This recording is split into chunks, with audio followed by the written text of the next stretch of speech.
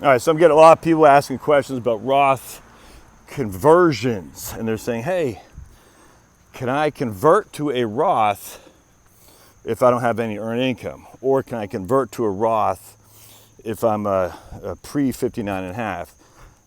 Remember, folks, there's two differences between the Roth. One's a contribution. We're actually contributing money to it. In order to make contributions, you're limited. You can only do $7,000 a year per social security number. So I could put 7,000 in. Charlotte could put 7,000 in, depending what our income is. If our income is too high, we couldn't. All right, now conversions are different. Conversions you can do anytime you want.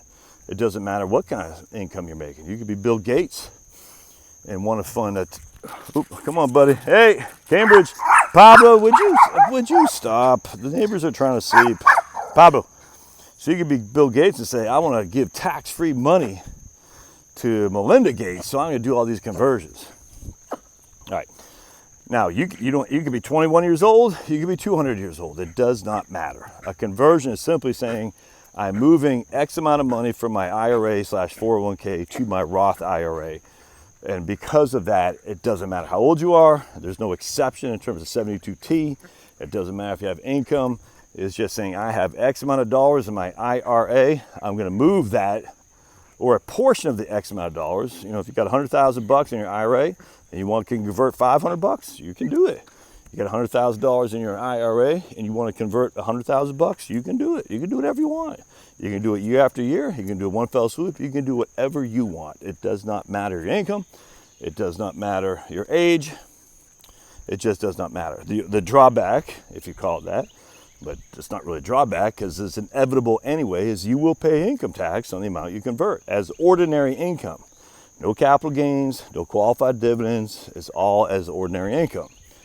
Because anything that comes out of a deferred account is taxed as ordinary income, unless it's been previously taxed before. Then that'll be a return of principal. What in God's name is that? Now, return of principal, like if you have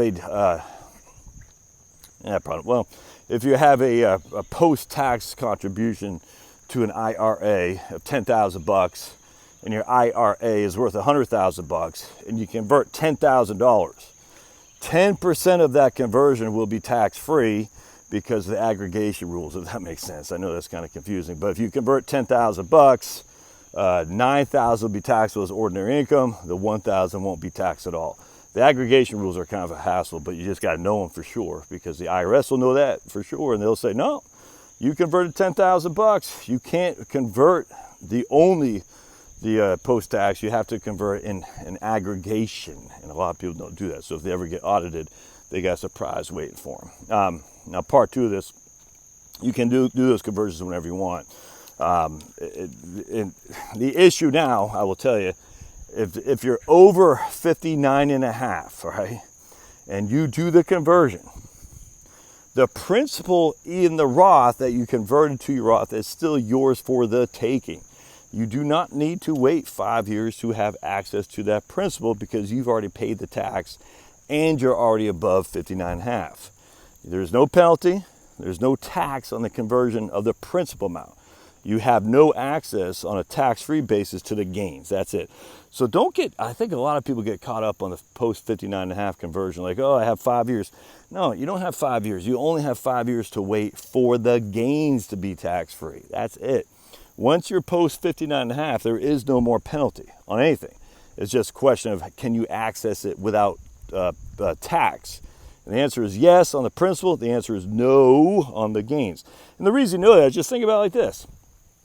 If you took a distribution from your IRA at 59 and a half, would that be subject to penalty? No, it would not, because you're post 59 and a half.